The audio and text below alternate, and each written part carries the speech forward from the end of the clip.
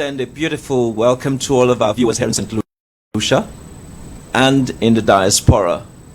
We do appreciate every week you taking the time and the moment to be able to view this program. In studio with me is Mr. Rosh Clarke and also Mr. Joshua Harrow.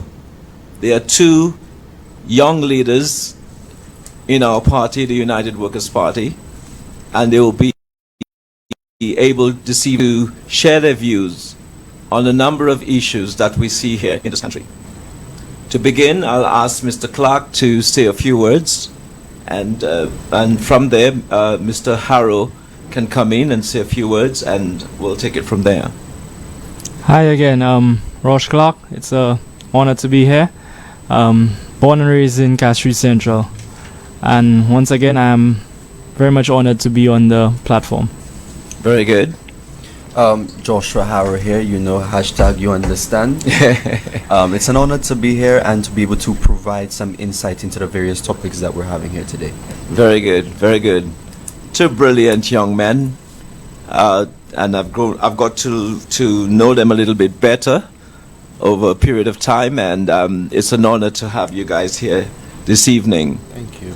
There are a lot of things happening here in this country, a lot of which people want to talk about, a lot of which some persons wish to ignore.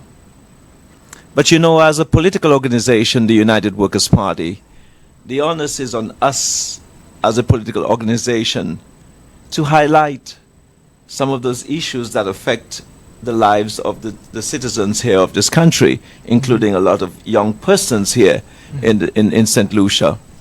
And so true to form and true to what is expected of us as an opposition party, I want to invite you at this time to talk about a little bit about employment opportunities, unemployment in general. What is your take in terms of what's happening in this country? Are you satisfied? Are you happy with the level of employment or opportunities that have been provided to young people in St. Lucia? I will start here. Okay. And definitely not. We're not happy. And I'm speaking on behalf of myself and a lot of young people that I've met while going through this wonderful constituency of Castries Central. I found out that there's a national statistic as of 25% of young individuals that are unemployed. But for the past couple of weeks, probably even months right now, that we've been following up with, meeting out with persons, reaching out to them, there was an outstanding number of individuals that were unemployed. A lot of persons are finding themselves with the burden of seeing that they have to fend for themselves.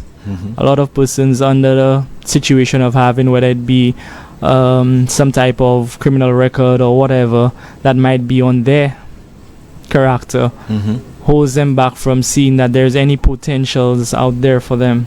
And a lot of persons resort to finding their, whether it be legitimate or illegitimate means of making their own means of an income. And this is something that has been plaguing us. This is something that I know that is one of the biggest issues right now. A lot is not actually done to actually focus on that being a key concern for a lot of persons. And it's something that needs to be addressed. We need to find solutions, and we need to find ways and means that can actually resolve this. Okay. How about you, Mr. Harrow? This unemployment crisis, I feel like, is getting worse by the day. I'm going to give an example. I have a friend who left their job to seek better because the environment that they were in was not suitable for their mental health. Yes. And it's months, hundreds of applications, not one callback, not one interview, nothing like that. And we as young people, when we enter the workforce, we're subjected to two places, either the hotel or the call centers. Or some of us who are lucky, we know somebody on the inside, we can get somewhere in government or somewhere. Because the truth of the matter is that young people, again, when they enter this system, they're not prepared to really deal with the world, and then are prepared for the jobs that they desire. So now you have a bunch of young people who are fighting for the same job. Hundreds, let's say for instance you have a job opening, you will get hundreds of young people applying and only one position that's available. And that's the reality of it. You have to get these documents, you have to get that spend money, and you're not getting any income. This is the reality our young people face, and it's going to get worse by the day. And this leads to what we were speaking about earlier, Rosh, which is brain drain. And young people, the skilled workers, the future of the nation, they are going to leave. And when they leave, they do not come back. And that's another president issue. Yeah. This government, the government headed by the Central Labour Party and Philip Pierre, have also boasted of how much they've done for young people. But do you really agree that they've done a lot in terms of job creation or creating the type of environment that is needed to be able to foster or enable the creation of jobs here in this country? I strongly believe that they've scratched the surface, but they've never gotten to the points that matter. I like that. They've managed to create the openings for a lot of persons. The young entrepreneurs, they've managed to give them the opportunity that you could come to an institution that could help fund you. Yes. But the level of interest we need to show in our people needs to be to a sense where we need to get down to the grassroots of it all. We need to get down to these same individuals that even if we've tried to advertise that these are options that are available, we need as a people to get to the environments and see the challenges that they themselves have by even qualifying for these fundings. Yes. A lot of them would, when I spoke to a couple of them, a lot of them would tell me that they went and do the initial stage. They Yes. never got the call back. Yes. Some of them never made the quota. Yeah. And this puts a lot of persons in a sense of depression. Thus resulting into all different angles that they choose to now resolve that same level of frustration. You know? Honestly and truly, I'm going to share your sentiments, Rosh. It's kind of like the iceberg that sank Titanic. Wow. Because when you look at an iceberg, you only see the top, but you never really see how deep and how huge it is. That's Because one thing, and I always believe in giving Jack his jacket, Yes. the youth economy. Yeah. I think that was a good initiative, but I also believe that there's a lot more to building a business than just providing, equipment or this, because it takes not only years of development, Yes. strong team, strong network, and proper finance in order to run a business, bringing in clientele and all of these things. So as much as we are empowering young people to start their businesses, when you have thousands of young people who want to start a business, why don't we create a network where we link the businesses that have similar interests and then have a mentoring program with them for sustainable right. development? That's good. Why don't we then now also give them certification in the various skills that they have, so just in case they can also get a job and have some level of income that they can use to support their businesses? It's not just all on this agency. Why don't we try and have some level of 2 or 3 year mentorship program, and we say, okay, we have a $20,000 fund and we're going to initiate it in phases at $5,000 per phase as you develop your business until it becomes sustainable on its own. These initiatives matter, rather than just saying I'm giving you a handout or I'm giving you money, because we as young people, we need work, we need to develop, because our deductions for NIC actually helping paying the pensions of the retirees. And when you have less young people in the workforce, then you have less money going into those NIC funds. So there's so much that we need to look at when we talk about job creation, let alone economic development for our young people. So it's just the top of the iceberg, but there's still a lot more underneath that we need to see and address before we move forward with any quota we saying we have less young people unemployed. No, there's a lot more that needs to be addressed, and I think that this illusion that has been casted is going to sink the ship. Okay, very good point, guys. I've always thought that the Labour Party talk a big talk about putting people first, but in truth and in fact, the only persons that they have placed first are themselves and their inner circles. That's right. If you look at the Labour Party and its approach to job creation, its approach to, say, for example, the so-called youth economy that it has launched here in this country, it's all about favoritism. Sometimes, I would say a lot of persons, I think so, it's based on favoritism. It's also based on politics, meaning who you support and who you do not support. And I'm saying if you are creating an environment for assisting young people, politics should not be a part of this. Having said this, having made that statement, would you concur with me, and would you like to be able to expand on this a little bit if you're able to? So I'm just going to start off. There's a level of victimization that exists that makes people fear speaking, especially as a young person. Yes. Because you can be qualified for a job and then realize that you don't get the job because they may know somebody of this and of that. We say that, oh, young people are not interested. No, young people want a change, but there's a fear of showing your face and losing your livelihood because you want that change. Yes. I remember I was speaking with someone who at the time was a teacher, and they came to a rally, one of ours. Yes. And someone took a picture and sent it to the ministry. Yeah. And that person never came back. Came back to work. So if we're in a nation that promotes free speech, you have the right of movement, you have the right to, speak out. Why is it that now individuals must fall, into that level of victimization that they cannot even share their political interests with the fear of upsetting the government and losing their jobs? Yeah. If you have the right to a religion and you have the right of movement, you should have the right to wear your yellow, wear your red, or whatever you want, because that is your right. I feel like a lot of young people now are more afraid than in the previous administration, because they're now feeling like this one is going to cancel them and this one they're going to lose their jobs. Yeah. Because that's just how it is nowadays. Yes. And I can definitely agree on this take. I want to probably even piggyback on the cancel culture, I should say. The extent of victimization a lot of persons have been faced with is no short cry. It's that serious. Mm-hmm. We recently recognized what happened with the vendors in the city. Yes. And that was a sad event to see that individuals are almost oppressed for having a difference of an opinion. This is supposed to be a democratic state. This is supposed to be a situation where we should be empowering our democracy, but yet still we run it operating in a sense whether it's more of a borderline of dictatorship. Yes. And that level of dictatorship has implemented that much fear into individuals. Yes. Persons see that the opportunities where I actually do come and stand, or the opportunities where I do make an impact or a statement, what happens to me then? What short, I should say, baka do I have? What support do I have? In that sense that who's going to help defend me?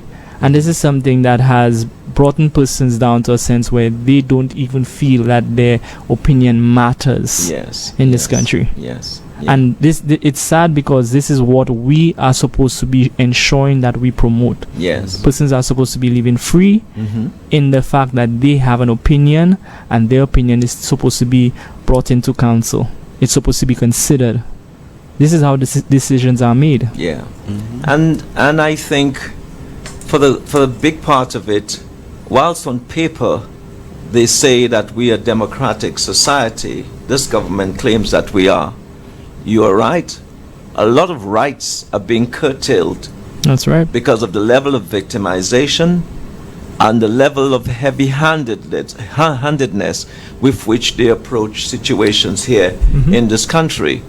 And it would also mean that maybe we just don't want to admit it, but we're not totally free here in this country, because the right to protest, the right to hold an opinion, the right of freedom to associate with who you wish to associate with does not exist. Because if you happen to be in the wrong place at the wrong time with the wrong person, and maybe, they are thinking that your political view may not aligned with theirs, then certainly they are going to find a way to victimize you. Not just you as young people, but anyone here in this country, but mostly young people suffer the brunt of these types of behavior by this current administration.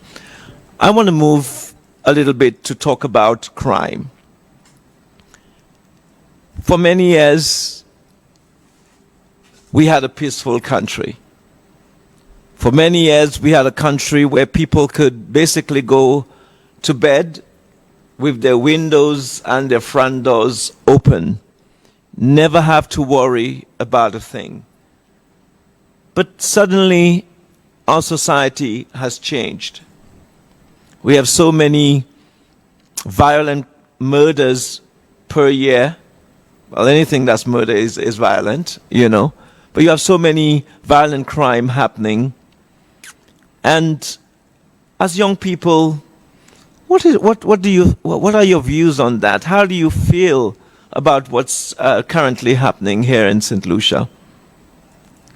I would like to start by actually focusing heavily on the remarks that the Prime Minister once indicated. Yes. When he indicated that he was lost of words or not knowing what to do about our crime situation, yes. it took me by shock. Mm-hmm. The crime situation in this country is one that is vast. It's correlated to everything that is actually happening and what is not being addressed.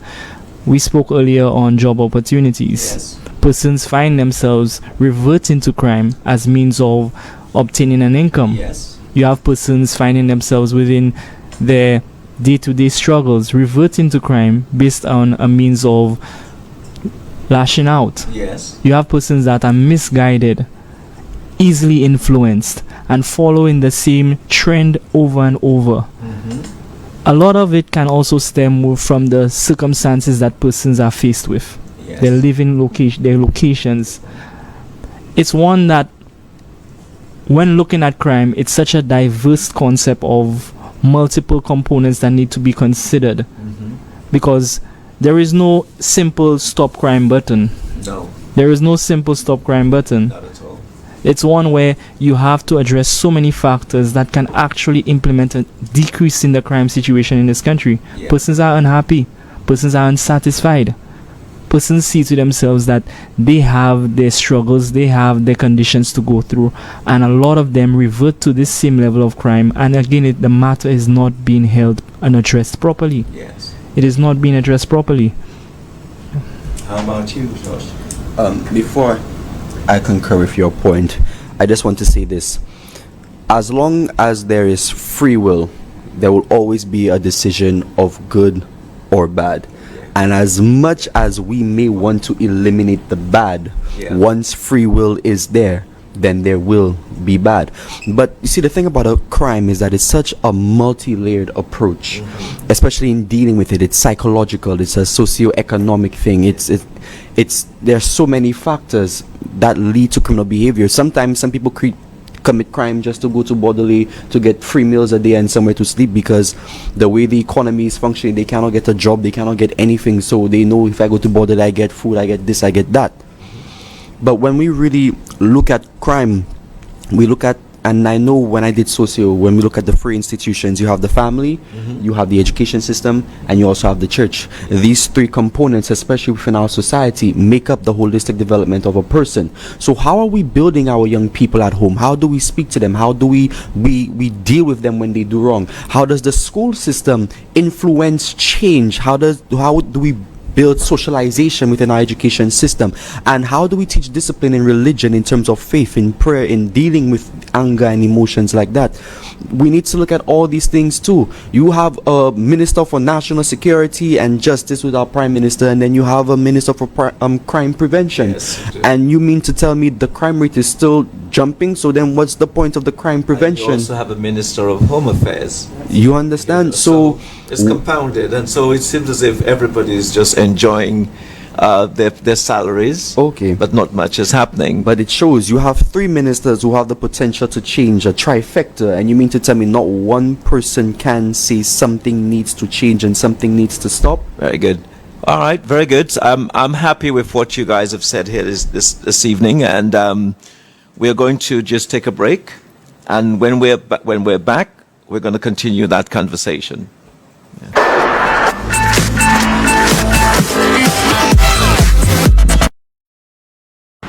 If you're going to grow your country, you have to grow the capacity. You have to make sure they're healthy. You also have to make sure they're well educated. But that takes a plan. It takes a commitment. And it's not about just words. It has to be much more significant. And I have not heard anything here today, Mr. Speaker, that would give me any comfort, nor should it give any other St. Lucian comfort, that they're going to use this opportunity that they found on their lap appropriately, and to make sure that the young people of this country and the workforce of this country are going to get jobs that they can make careers of, jobs they can raise their families on, jobs in which, yes, they can become international and raise their own standard of living. That should be the aspiration. I did not hear any of that today, Mr. Speaker. I thank you. Okay? The member from Castries, he said it was only a madman who would believe that tourism would recover. Mr. Speaker, I'm challenging you.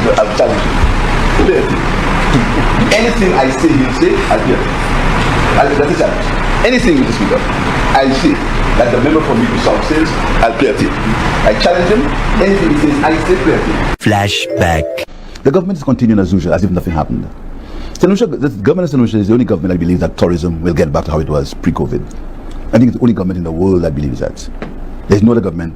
There's no other government, I think, who believes that except the government of St. Lucia. So what do? We continue with business as usual. We continue to build an airport based on the fact that our airport would get its income from arrivals. Are you serious? Do you really believe? I never knew. I never understood the impact of tourism in St. Lucia.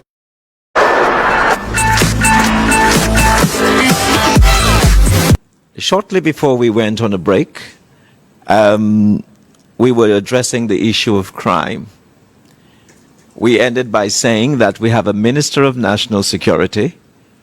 We have a Minister, so-called, of crime prevention. I never thought you could prevent crime. I thought you do your best to manage crime, because nobody can prevent crime. And then you have a Minister of Home Affairs, 3 individuals, and nothing is giving, nothing is helping to at least manage the level of violent crime here in this country and other criminal activities happening in this country. Do you want to continue from there? Okay. Stated that one of the best ways you can actually start by putting a impact in crime is by stopping crime from the head. You need to cut the snake by its head. Yes. When persons in power, they themselves are involved in many different activities, it doesn't lead by example. Yes, young people tend to follow their leaders. Yeah. So whatever the top does, it trickles down. Yes. Whether it be the home, whether it be school, or what we're seeing, whether it be government. Yes. Whatever that is happening is mimicked. So if we do not like the state, we need to find the source. Mm-hmm. And there's a source. Good point. Mm-hmm. So we need to eliminate the source, because you mean to tell me we've surpassed all records already. It's not Yes, even the we end have. of the year. Yes. Mm-hmm. And yet there is no word. So it kind of makes you wonder what's really going on, Yeah. and is there something that we need to know? Mhm. That's right. That's really what's on the mind of St. Lucians. That's right. Why isn't nothing being done, and what do we need to know? And you also see the lack of empathy That's coming right. from government ministers, including the Prime Minister.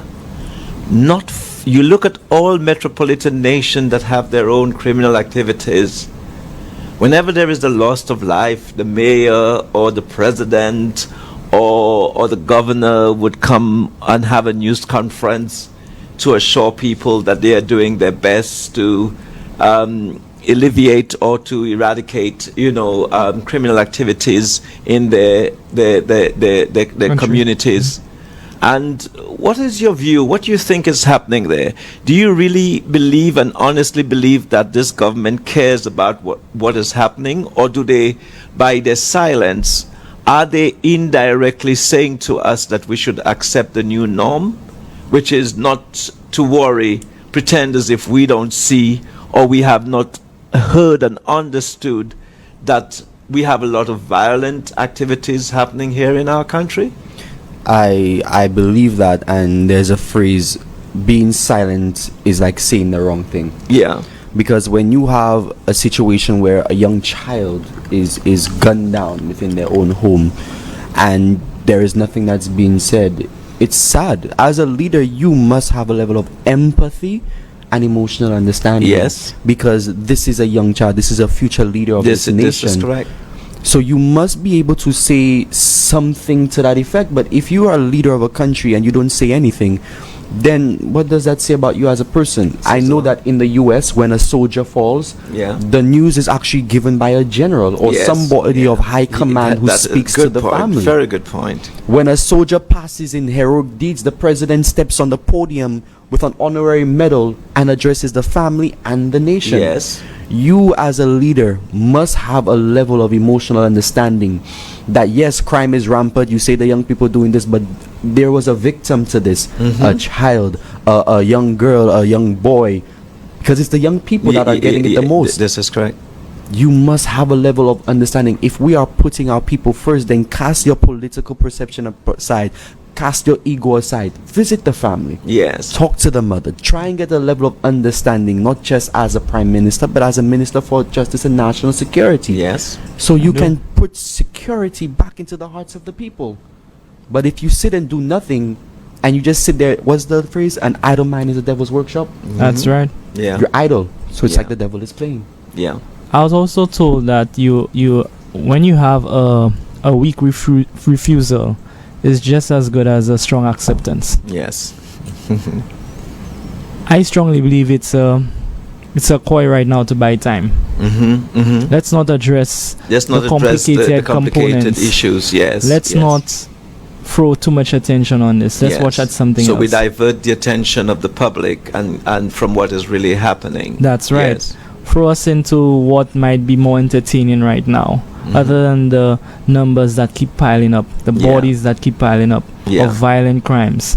It would shortly be a distant memory. But to whom?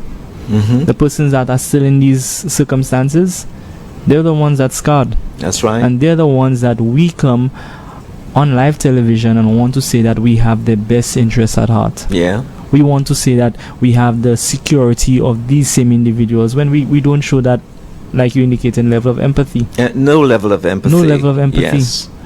To them, it's not. They don't care. It's a sad indictment of this government and its understanding of how to manage the affairs of this country. And That's right. We've gone through unemployment and opportunities for young people. We've also discussed this evening the crime here, and it continues to show a pattern of behavior by this government. Let's just switch gears a little bit and talk about education. Many years ago, we had two schools here in this country, secondary schools. This was the St. Joseph Convent, St. Mary's College. In those days, you couldn't attend any of those two institutions if your father or mother were not persons of privilege and wealth in this country. So it was never about your qualifications. It was basically based on who are your parents and who they know and who are they in society. The liberalization of education began in 1974 when a United Workers' Party government under the leadership of Sir John Compton negotiated with the Canadians to bring about the Castries Comprehensive School in 1974. From there we had a lot of junior secondary schools and senior secondary schools being constructed around the country. So we saw a revolution in terms of our liberalization of education in the country during that period. Josh, I know that you've taught. You're a teacher by profession. Would you like to comment on what is happening here currently in terms of our educational system? I believe that same perception has not disappeared. As parents, you always want your child to go to the top school because you think that opens a gateway for them. But with modernization and, like I said, digitalization by innovation, I will always say this, we're now moving away from that perception, because now you don't even need to be in a classroom, a physical classroom. The classroom can be anywhere as long as you are learning.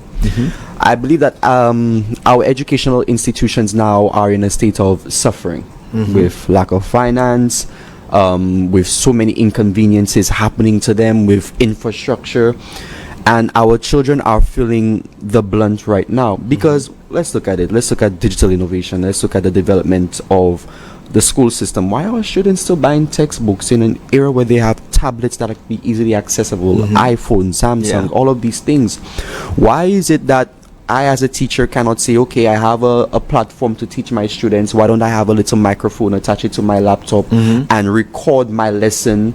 And then I can put that in the computer, and my students who cannot come to school or who are facing financial issues, they can turn on their laptops and listen to the lesson in the classroom. And that could be a good way for the principal, the DEO, the chief education officer, and even the ministry to really see what I'm doing and see if I'm on the right path, and see if all of our schools are on the right path. Why don't we invest in, like I'll say, our ebooks? But instead of giving a tablet, why don't we do an app? Very good point. An ebook app. So all of our students can access that, and we can then market it regionally and have all other governments invest in that, and we create a server and we have it sustained through those investments. So all students in the Caribbean can access the ebooks now, and it's very easy to upload because you must type it before you print it. Yes, we can do that. Good point. So why don't we provide some level of at the end of every quarter, we get a list from the teachers as to what's the most important things that they require in the classroom, and then we do bulk shipping. So then now every time the new year comes, instead of, let's say, we give them the $1,400, what we can do is utilize that to do mass importation of what's necessary. We have let's say we still utilize the health and security levy. We now call it the national levy, and then we use that to help increase their salary so that they have some level of sustenance in their lives to deal with the classroom. So now we have digital classroom because the children can learn on their computers. You have an ebook, teachers get a higher salary, and because we may not have as many students in the classroom, we don't need so many schools. We cut down on infrastructure, but we still have teachers who are teaching on an online platform or in the classroom. They still have their jobs. So that way we balance everything out. We increase their salary. We give the children the technology that they need. Even when we were speaking earlier, why does a child who's doing business, and we ask the Form 3s to choose their subjects, why is a Form 3 student in business doing angles of elevation and depression? Why not teach them how to do taxes, financial management, balance sheets, and these things? Correct, yes. And then when they go to CXC, they go to CXC with that business mindset and that business exam. So the math now mathing. Right now they're doing mathemagie. And then the minister says, hey, we got a 2% increase. In 44% is still a fail, sir. It is still a fail. Yes, it is. Whether it be by 2%, 3%, 4%, it is still a fail. I, as a teacher, if I put that in the system, I get an F. Not an F plus, an F minus, an F. That's right. So what we celebrating that for? We have AI now being incorporated in the classroom. Let's teach our English and our math teachers, because they're the ones who are going to be the most effective. This is correct. Right. When the children go and do the math homework, they can put that into ChatGPT and immediately get it. Oh, yes. So we need to work around these things. We need to develop a system where our teachers and our students are benefiting, and we as a country are developing. Let's say we do school 8 until 2:45. After that, 2:45 until 4 o'clock, CVQ time. It's time where you do training in CV, whether it be events management, project management, this and that. You still in school, You leave when your parents leaving work if they work for government. You're not all around cash trees doing nonsense. You getting training. When you graduate, you have CXCs, a high school diploma, and you have CVQs. When you go out in the world now, you can make some money. That's because right. experience matters. You can have all the Very good education in the point. world, Yes. and you can still be an idiot. That is right. That is right. And as he indicated earlier, you've taught. I have been taught. So I could tell you this much. And I can jump on this bandwagon. Yes. We need to be pioneering into this digital economy. Yes. This is the forefront of how we can actually find ourselves striving to be competitive right now. If we're not competing, if we're not in a segment where we can actually move with the global market, then we're behind. And I want to touch on the basis also pertaining to the development of skill sets. Why aren't certain, whether it be HRDC buildings, community centers, housed in a sense where we can utilize them to further develop the educational background in certain raw skills such as masonry, carpentry, for a lot of individuals that might have a zoned approach of what it is that they want to forward themselves in. Why not create a diverse market in a sense where an individual can go to school and say, hey, I want to become a cameraman. Yes. Have some of these skill sets where we can apply that level of application. Yeah. Some of them are more direct and then allow us to be able to zone and focus in as to these specific careers that persons might want to go into. This is right. We're still sending them into the open world, still sending them out there to get these jobs again. And one thing is always being questioned: where is your job experience? Yeah. Where's your job experience? Yes. Give them the opportunity that they can obtain certification, first-hand training that would at least allow them again to be competitive in this market, in this world. You know? Very good. I like your answers, and I've always said that I'm always very impressed by you guys. I think the United Workers' Party should be proud too of the kind of young persons that we're attracting to the party, the leaders of tomorrow, the persons who at some point in the life of this party, the United Workers' Party, will be replacing me as chairman and taking on serious roles of governance here in this country. Any additional stuff that you want to add on education, or is it okay that we can move to another area Education of discussion? We can never stop on education. We can never stop on education. Never stop on education. Yeah. No, because of time constraints, we'll save it for Sunday. We'll say that's Save it right. for That's Sunday. right. Now you talked about Sunday. On Sunday, we're having a huge public meeting in the Boulevard, and the Boulevard has always been the home That's right. of the United Workers' Party, dating right. back decades. That's right. That's where the United Workers' Party would be able to speak to its people, tell them about the developments of what's happening here in this country, educating them. How excited are you guys about Sunday? Can you tell me? Oh, Well- I'm ready. The yellow shit is pressed already. All right then. It's there. We're ready. We have to make some noise. We have to make some noise. The Right. torch needs to burn bright in Brightly. this dark That's era. Beautiful. Have to do That's right. Beautiful. We- Beautiful. we're ecstatic. We're quite anxious. We've been anticipating this. Yes. This is the era where we have change coming forward. This is the right. era where we're going to once again stand against all of what we've been struggling against, what we've been faced against. Yes. And one thing we know, we're in for a surprise because we're about to make history, Yes. which is the most important thing. This is we're about to right. make another page in that history book. Yes, yes. Now you know, I would think that with all the excitement that's brewing over Sunday, not just within the United Workers' Party, but you know, even within the Labour Party,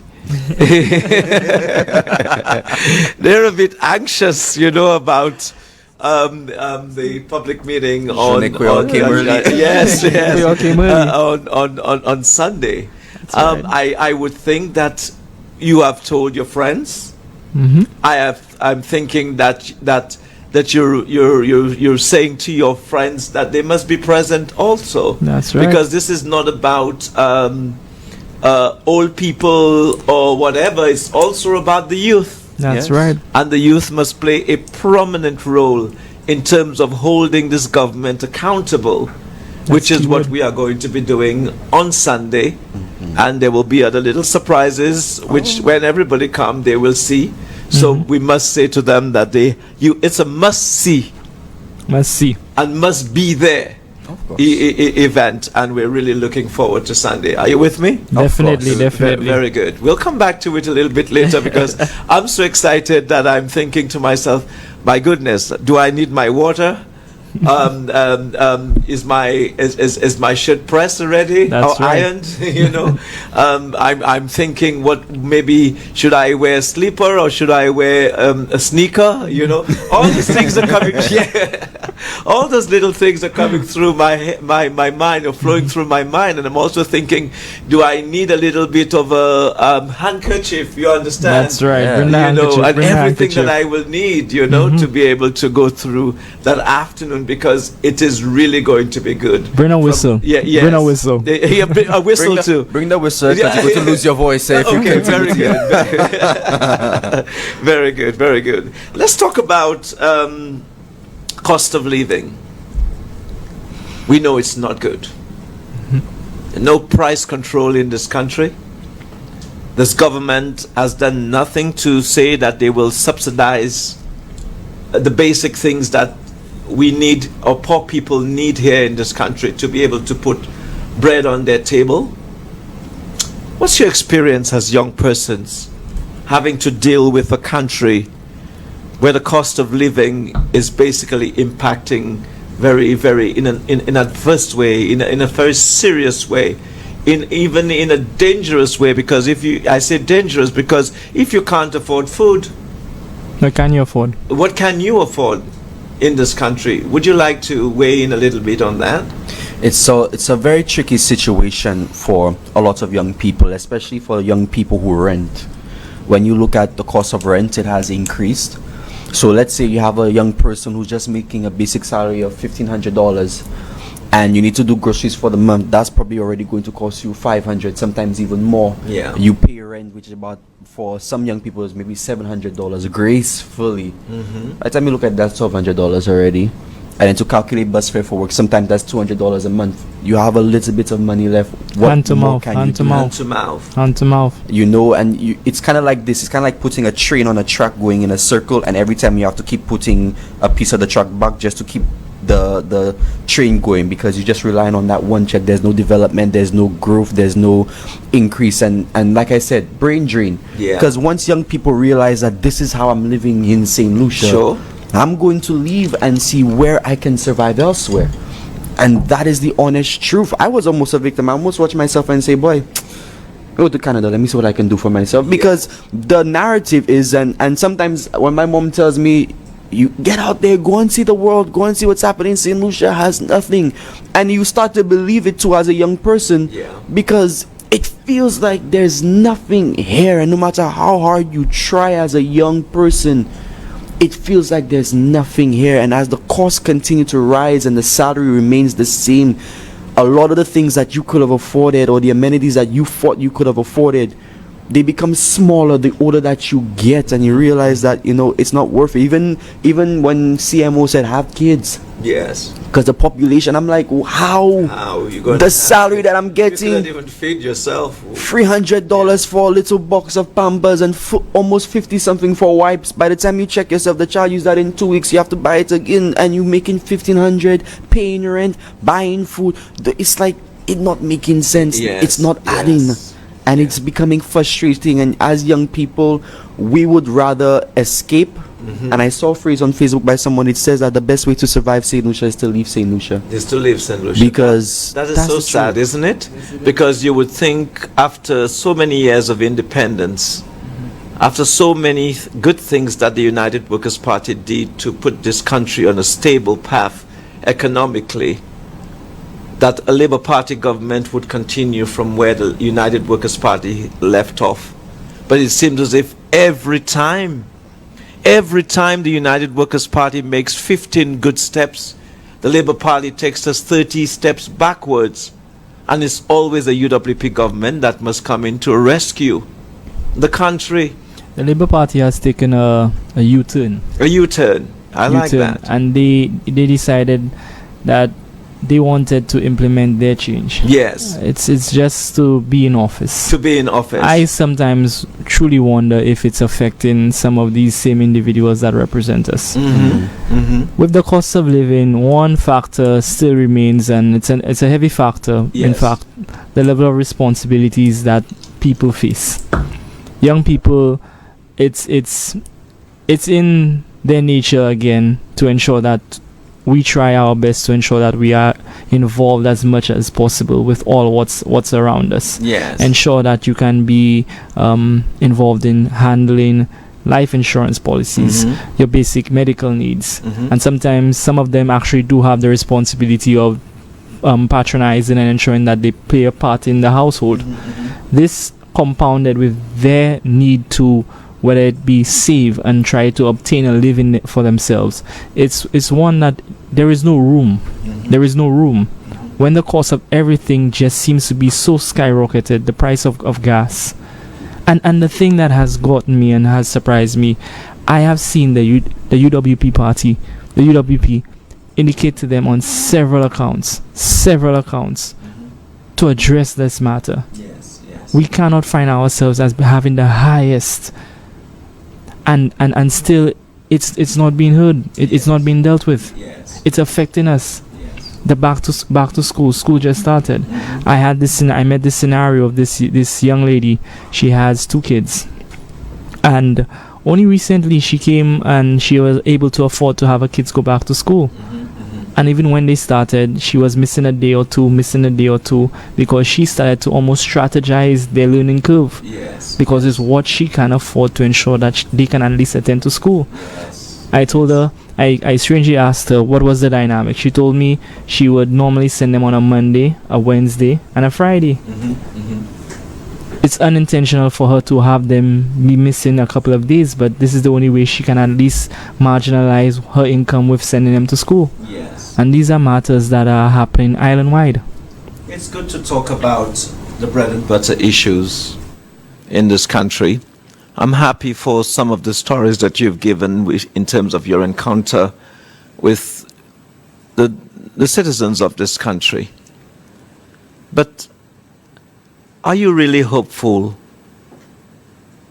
in terms of where this country is headed currently? No. You're not? It's a crash course. It's a crash course. It's a crash course. There is no light at the end of the tunnel under the Labour Party. Yes. It's just we chose to go with this U-turn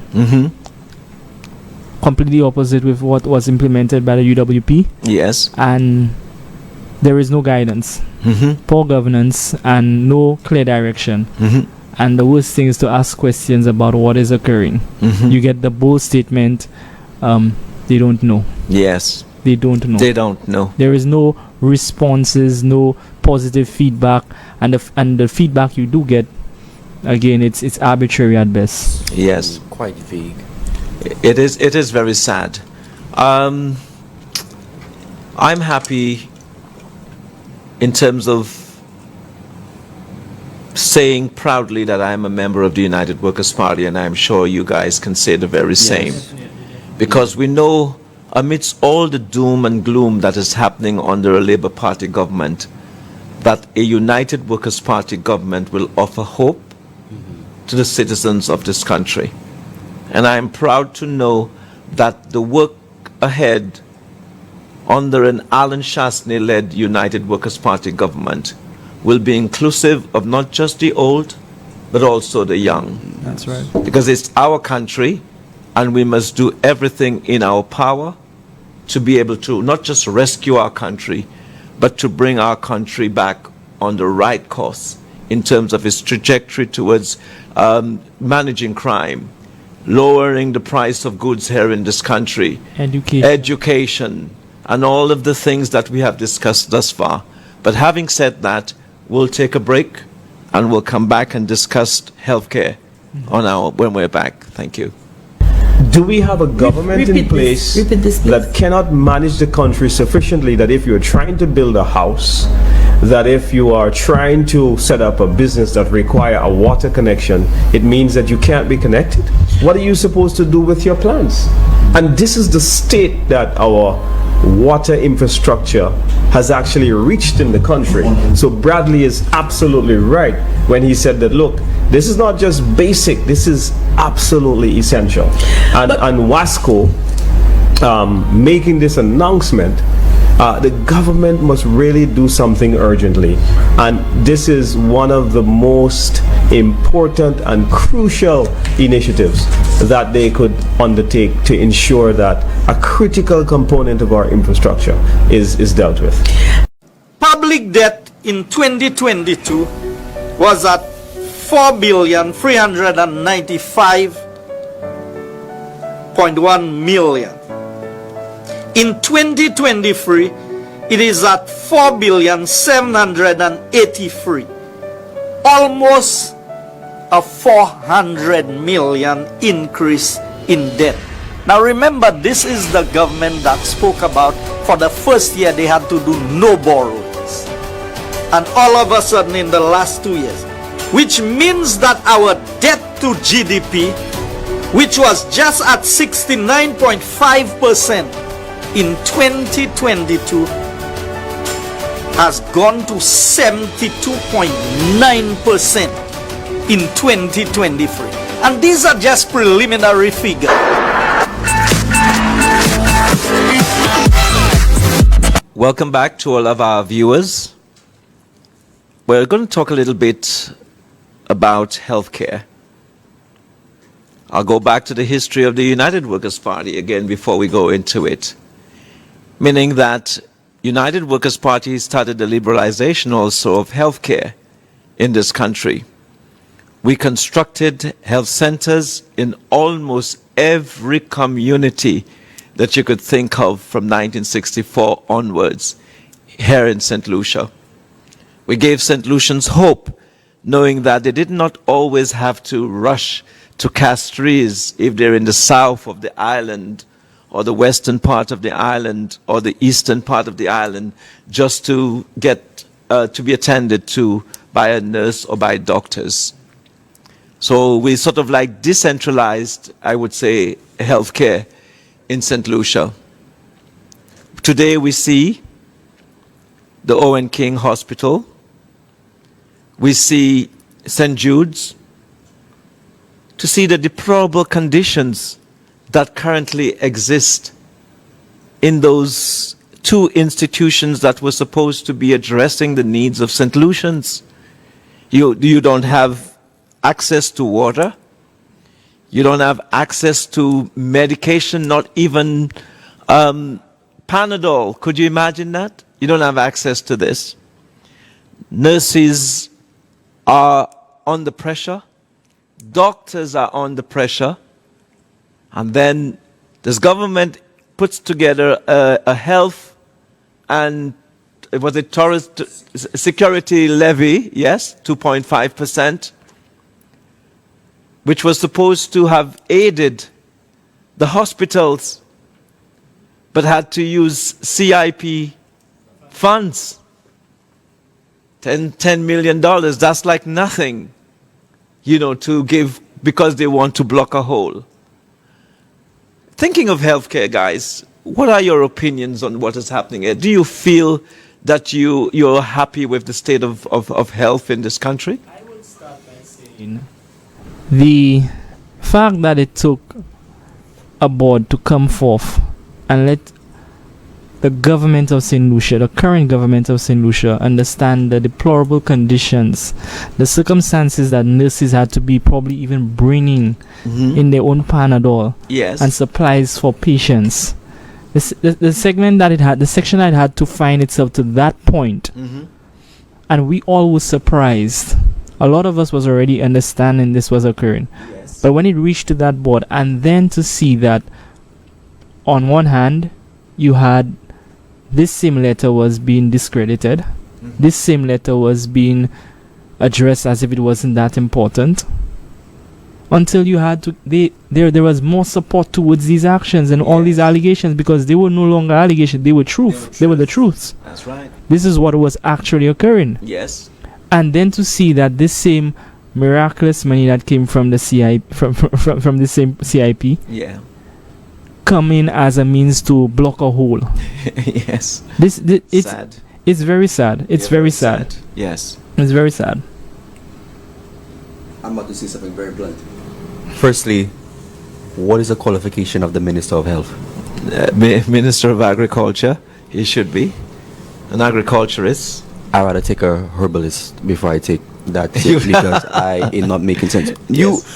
Yeah. Right now, we're in a situation where we have doctors leaving, nurses leaving. Yeah. Our healthcare system is about to face a shortage of qualified persons to deal with the patients. Yeah.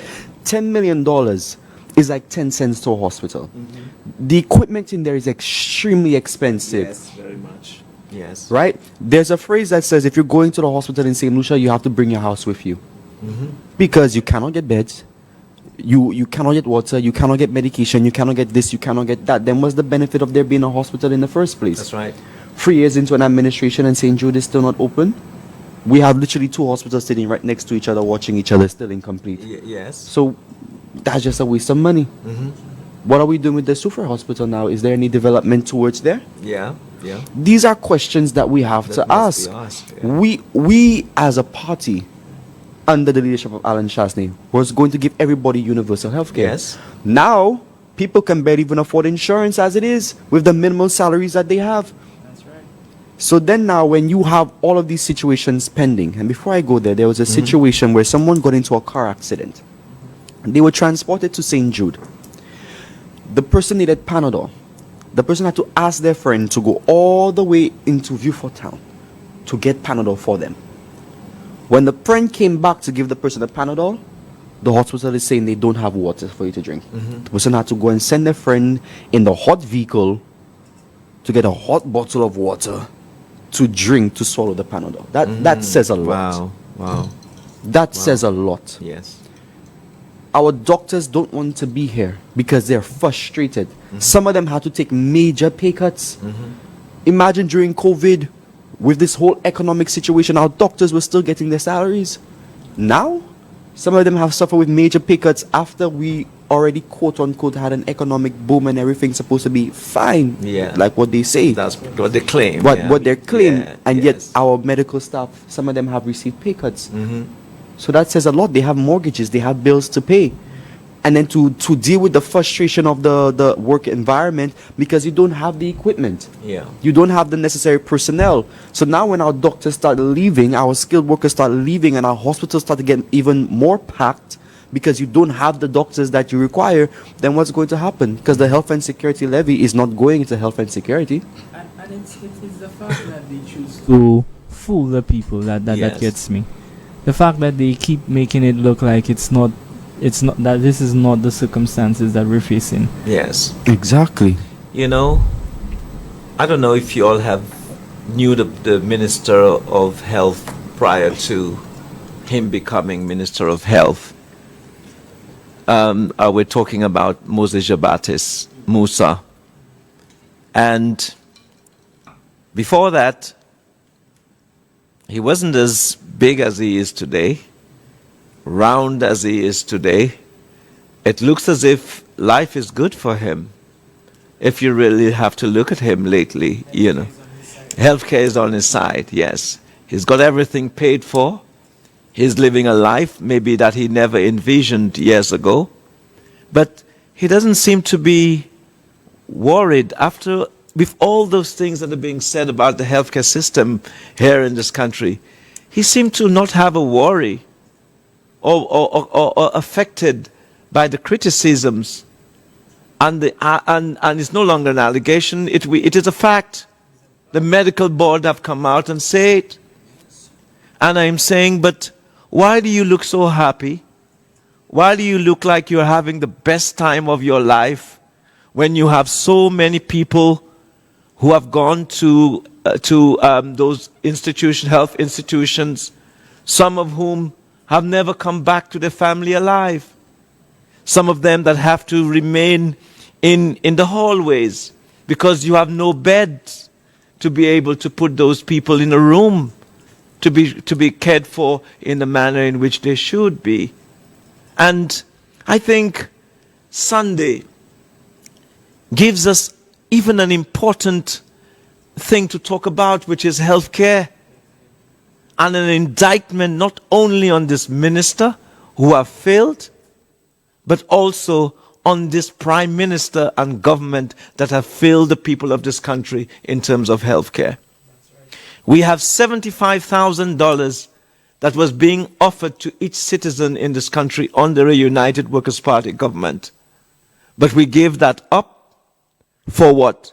For raffles? For barbecues? To raise funds if you are sick?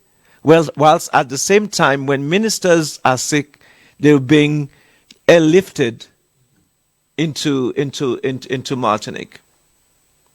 I just want you to talk about persons you know that are sick.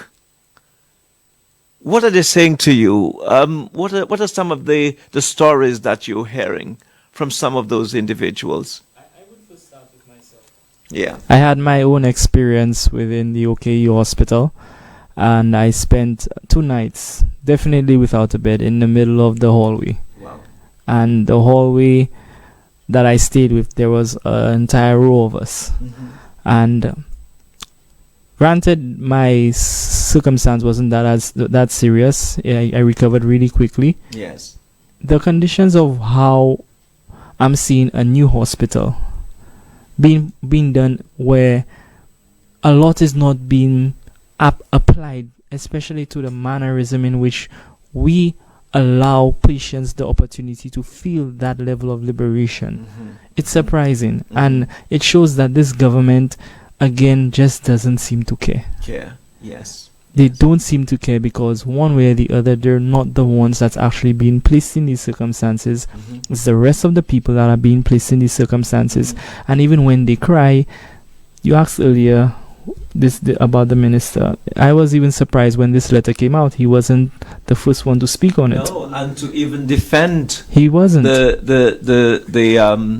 doctor who came, Clarke did not defend her against his colleagues. That's right. In the government that went after her. And talking, or how should I say, using a platform to find yourself criticizing Yes. and discrediting a letter of such important intent. Yes. It's shameful. It's shameful. It really is shameful. This and the letter was actually intended again to bring to the attention that there is need for assistance. There is need for this to be a matter of urgency. Mm-hmm. How can you look at a letter with such content and then choose to want to discredit it? To discredit it, yes. It's a matter of importance. Yes, that's right. Why make the affairs of the nation and its people so political that you step into a parliamentary chamber to bash it? Yes. When this is coming from a person who's not only qualified in what Yes, they do, this is but right. leading the charge for many of the other healthcare workers. This is correct. And the patients. And the patients. So Yes. now if this letter comes out, why make it political? Why not stand in a state of correctness and humility and address the situation as is? And as a minister of health, I would have probably had a conversation with Mullah ahead of time, before that letter came out, or even when it came out, and have a sit down and say what needs to get done, yes. what is the issue, point. and how can we get this done, to show that I am interested in the development. We haven't heard from CMO, we haven't heard from the PS No. of Health, we haven't No. heard from the minister. Why? Right. So when that letter came out now, we wanted to politicize it because Yeah. it's more of a defensive nature. When you hear something, it feels like you just have to go and defend. Yes. It's not calculated in your head yet. You have no level of understanding what is really being said. It's not coming after you as a party. It's saying that the government needs to address the matter. this issue. not the Labour Yes, Party. This is correct. The government. Yes. And then you brought it into Parliament to make it seem as though it was a Labour Party thing, when that was never the intent. She is doing her job. She is doing it very well. She's looking after her doctors and representing them in a manner Yes. Within that her she is capacity. supposed to. Yes. And that when so much effort is implemented for holding, I call it holding your seat, Yes. I call it to focus on remaining in office. Yes. You lose Protecting the victory. you lose the Yes. concept of Yes. understanding what your level of representation should be scoped for. Yes. You lose the understanding of what it is that I'm here truly for. It's not to bash individuals that come forth and actually bring urgent matters of concern. It's not to victimize them. It's not to criticize them. Yes. The heavy focus should be on, okay, this is brought to our attention. What can be done? About What needs it. to be done? Yes. Yes. You know, the Labour Party is a political organization just like the United Workers' Party. But the difference between the United Workers' Party and the St. Lucia Labour Party is that we understand that there is a dichotomy between government and politics. Politics is the competition. What you do before getting into government, you fight. You bring up your so-called policies. We're out there in St. Lucian parlor, they like to malpale or do all of these things, Roro and everything. But the difference with the United Workers' Party is we know how to make that transition from politics into government. And the Labour Party has not learned how to do so.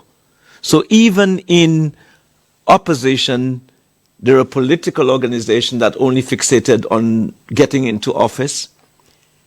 When they get to office, the fixation is still on remaining in office. So the work that needs to be done, the seriousness with which administration needs to be attended to, cannot be attended to in that way because of a government which lacks the will and lacks the ability to be able to make to understand the dichotomy that exists between the two. And I'm saying that's what we should be proud of always as us as a party. When UWP comes to office, it is about managing this country. And we understand governance better than the St. Lucia Labour Party.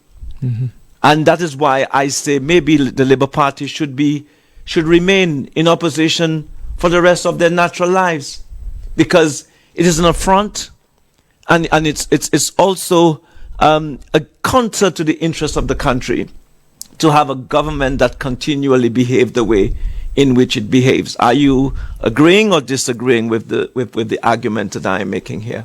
I'm agreeing. Like I say, politics is the strategy and understanding of policy that will help you get into That's government. right. That's right. But when you get into government now, you are no longer a politician for one side. Yes. You are a leader for all. For all. And we have not, and I think our administration has not gone out of that political mindset yet, that when stuff like what Dr. Clarke did and Ruth, that statement comes up, you politicize it and you bash it. Yes. Rather than sit down and analyze it and create level-headed solutions. We did not hear, okay, we're going to purchase equipment or we're going to purchase medicine. We just heard we're giving you $10 million. And that's it. That's it. And with no explanation as Right. to what their intent is to do with the $10 million that was given. Exactly. Consideration to say, okay, this is what transpired. We need to be addressing this. We'll be implementing. Yes. You made a point earlier saying that the Labour Party should remain in opposition. Yes. Yes. They should. Stay in opposition. They should stay in opposition because that's where they belong. Allow the UWP to show you how it's done. How government should be managed. That's right. And I think we will be able to do so pretty soon. And not Definitely. only that, Yes. let's show them that we as young people understand our constitution. I like that. Understand our power.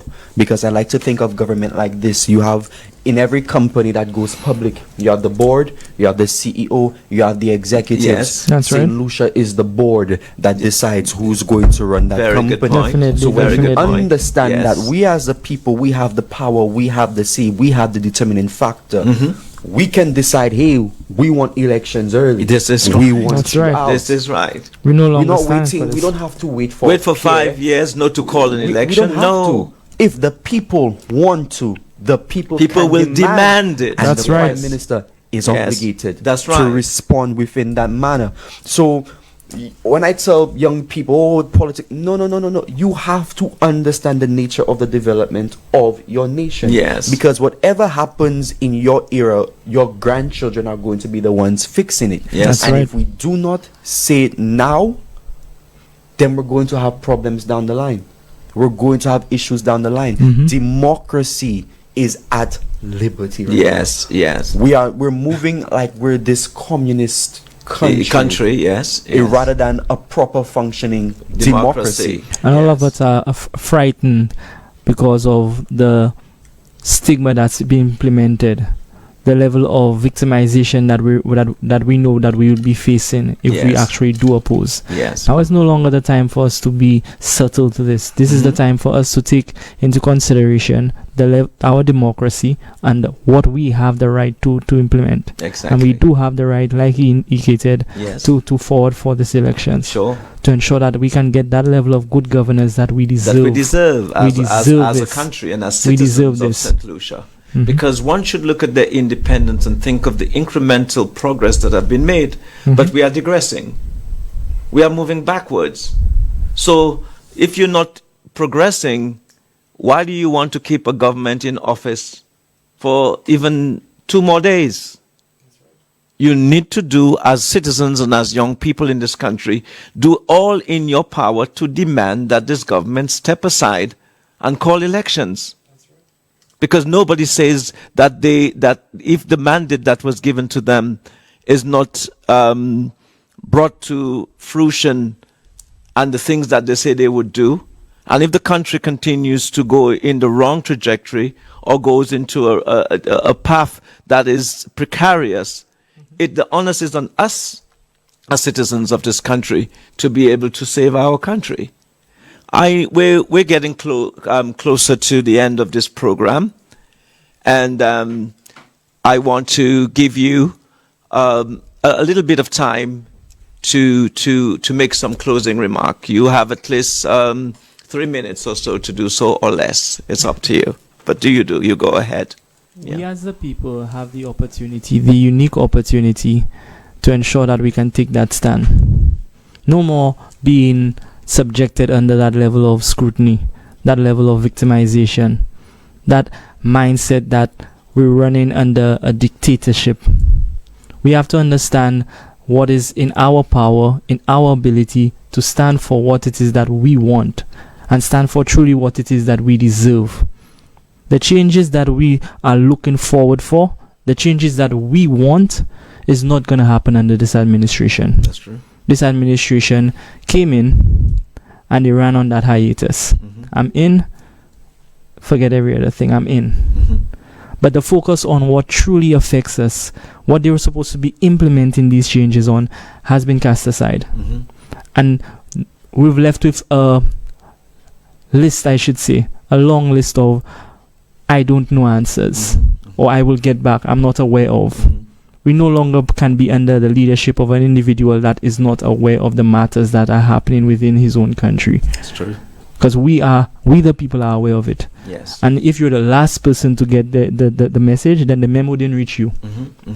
Apparently, whoever's the one that's sending the email, you could probably even fire the secretary because the memo isn't seem to be getting to you. Okay. How about you, Josh? Your closing remark?